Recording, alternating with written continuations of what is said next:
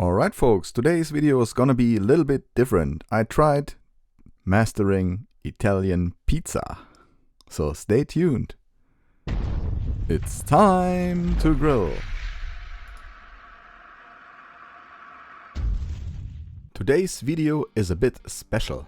Usually my videos take about 1 or 2 days with preparation and grilling and shooting and editing, but today's video was more like a project idea with a project character, and it took me several weeks to be at the point to show you the result. Let's get started with a basic pizza dough consisting of cold water, dried yeast, salt and Italian flour.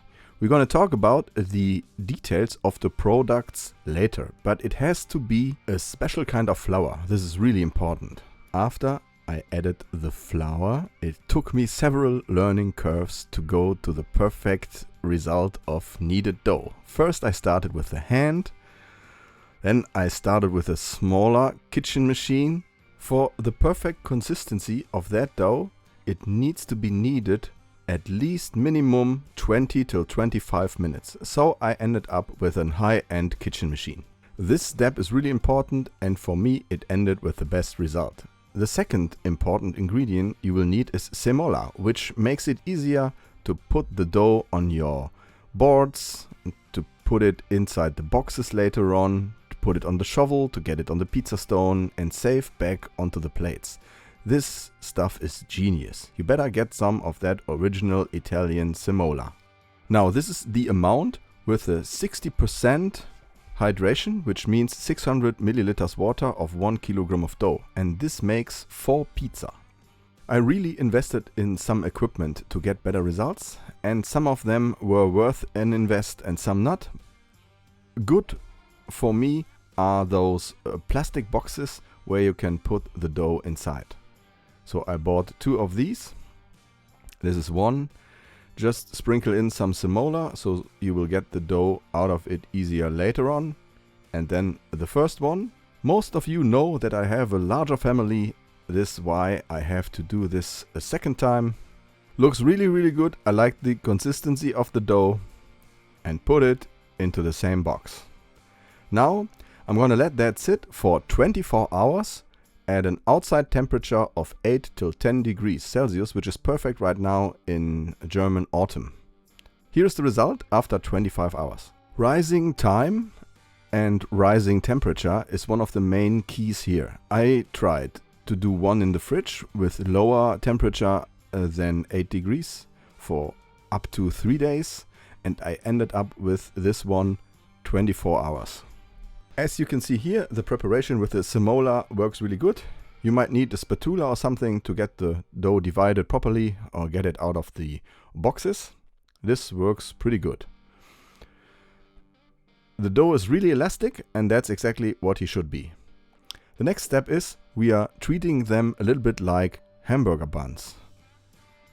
It's the goal to get a little bit of surface tension on the upper part of the dough, and therefore you just grind it on the wooden board, of course with some semola. This might be a little bit tricky in the beginning, but keep going, you will get it. If I can do it, everyone can do it.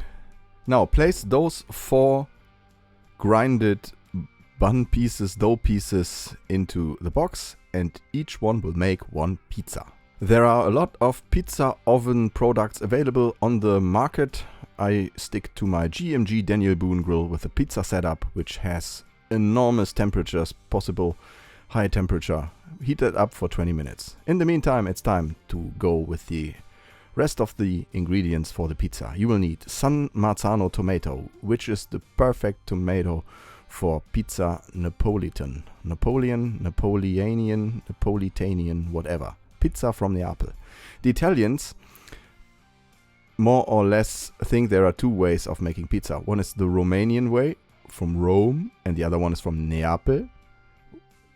The one is crispy and thin from Rome, and the other one is a little bit more like bread with a thicker crust. After heating up the oven, heat up the stone a little bit later so your first pizza won't burn. We have some mozzarella cheese, Filo di Latte, original mozzarella cheese from Italy. Great stuff. Great consistency and some nice flavor. If you had that, you will forget about the supermarket crap. After another rising time of 6 till 8 hours on room temperature, you will end up with these small pieces of pizza dough. Now, here's the thing that needs the most practice. You have to press the air from the center to the ring outside. And this really is a little bit tricky in the beginning. But keep going. If I can make it, you can make it too. Just leave a finger-thick piece of dough on the outside and add some tomatoes, some seasoning, which is optional. I have this Mediterranean seasoning with dried olive, dried tomatoes, salt and pepper, which works great here. Filo di Latte mozzarella cheese. You can sprinkle over some olive oil if you like, or add fresh herbs, basil. You can add basil before baking or afterwards, or before and afterwards, whatever you like. The pizza stone should now have a temperature of 385 degrees roundabout, which is 720 degrees Fahrenheit. And then several minutes and your pizza will rise. If your crust looks a little bit like a leopard, you are good. And it took me about 6 kilos of flour to come that far, and I'm quite happy with the result as a non-Italian citizen. So the conclusion is, with a little bit of practice, some experimentation with rising time and temperature, you will end up with a good result for non-Italian barbecue. I really like that one. Can't wait to hear your thoughts about that kind of pizza. Leave me a comment. Please subscribe if you haven't subscribed yet. I have some more special pizza recipes from the local area of Neapel coming up soon in the upcoming weeks, so stay tuned. It's gonna be fun. We're seeing us again in the upcoming days. As always, please visit my fan pages. Anyway, thanks for watching. I'm out. See you.